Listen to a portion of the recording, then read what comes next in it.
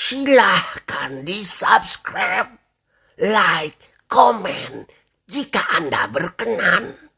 Terima kasih. Malam itu untuk kesekian kalinya di dalam kemah besar diadakan pertemuan. Kali ini sangat penting sekali rupanya, karena di luar kemah itu dijaga dengan ketat oleh para pengawal. Pertemuan ini bukan saja penting, karena datangnya dua tokoh sekutu dari kaum pemberontak, yaitu Adipati Worokguluduk dari Raja Situ dan Adipati Tapak Ireng dari Ratu Jaya. Tapi juga karena kabar yang dibawa oleh seorang kurir Raden Warku Alit dari kota raja. Sebagaimana biasa, pertemuan penting ini dipimpin oleh Maesa Birawa yang duduk di kepala meja. Setelah mempersilahkan kelima adipati meneguk minuman masing-masing, maka Maesa Birawa segera membuka pembicaraan. Pertama sekali, perkenankan saya atas nama adipati-adipati yang terdahulu datang ke sini, dan juga atas nama Raden Warku Alit, mengucapkan selamat datang pada Adipati Worokguluduk dan Adipati Tapak Ireng. Kemudian, kami juga mengucapkan terima kasih atas penghargaan yang setinggi-tingginya, atas tekad adipati-adipati berdua untuk bersedia membantu dan bersekutu dalam perjuangan mencapai cita-cita yang besar, yaitu menggulingkan Pajajaran, menumbangkan Kamandaka dari tahta kerajaan. Karena sesungguhnya, selama Raden Warku Alit masih hidup, maka Kamandaka tidak punya hak sama sekali untuk menjadi Raja Pajajaran. Maesa Birawa memuntir-muntir kumisnya yang melintang 2-3 kali, lalu melanjutkan bicaranya. Kedua kalinya, pertemuan ini adalah juga untuk membahas keterangan yang telah disampaikan kurir dari kota raja. Diterangkan bahwa 2 orang mata-mata kita tertangkap. Yang satu terbunuh, yang satu lagi bunuh diri. Mayat mereka dibuang ke kali.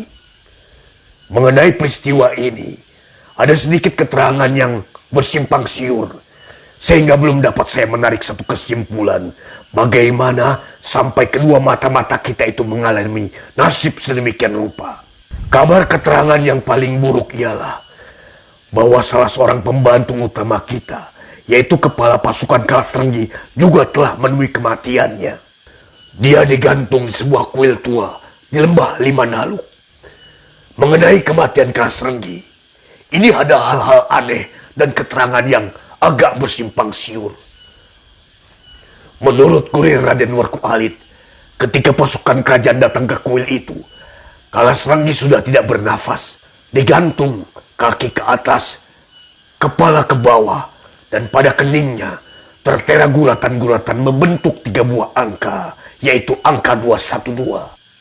Maesa Birawa memandang berkeliling dan melihat paras-paras adipati itu keheran-heranan.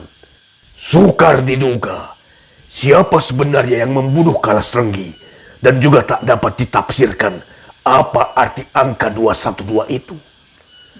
Di samping itu, sesudah kejadian itu, Sang Prabu memerintahkan pembersihan besar-besaran di kerajaan. Namun semua orang kita sudah menyingkir. Dan menurut Raden Warku Alit, sampai saat dia mengirimkan kurir itu, masih belum ada kecurigaan terhadap dirinya. Namun demikian, dalam sehari 2 ini, dia akan segera berangkat ke sini untuk berunding terakhir kali, menentukan kapan penyerangan dilakukan terhadap Pajajaran. Raden Warku Alit berharap agar kita terus dalam kesiagaan. Sunyi sebentar. Adipati Lana Belong dari Kendil yang berkepala sulah meneguk tuaknya, mengumur-ngumurkan minuman itu dalam mulutnya beberapa lama, lalu bertanya, Sampai saat ini, berapakah kekuatan bertentara Pajajaran? Menurut keterangan Kalasrenggi, sebelum menemui kematiannya tempoh hari sekitar 2000 lebih. Memang jumlah kekuatan mereka lebih dari kita. Kita cuma sekitar 1600-an. Tapi janganlah itu menjadi kekhawatiran para adipati sekalian. Mengapa aku katakan tak usah khawatir? Sebabnya begini. Pertama, dalam peperangan itu jumlah yang besar tidak selamanya menentukan untuk mencapai kemenangan. Sering pasukan yang lebih sedikit sanggup mengalahkan pasukan yang lebih besar. Ini adalah disebabkan bahwa sesungguhnya unsur kekuatan atau jumlah tidak terlalu menentukan. Tapi unsur taktiklah yang menentukan. Dengan taktik yang tinggi serta matang, dengan mengetahui di mana kelemahan-kelemahan pertahanan pasukan Pajajaran, pasti kita dalam sekejapan mata bisa mengobrak-ngabrik mereka. Kedua, dalam peperangan, kecepatan tempur atau waktu penyerangan yang tepat adalah sangat menentukan. Bila lawan sedang lengah, meskipun jumlahnya besar, sanggup dikacau balaukan dan disapu bersih oleh sepasukan kecil saja. Demikian pula dengan kita. Kita akan menyerang dengan tiba-tiba, dengan menyergap. Pajajaran hanya baru akan mengetahui bila bala tentara kita sudah berada di depan mata hidung mereka.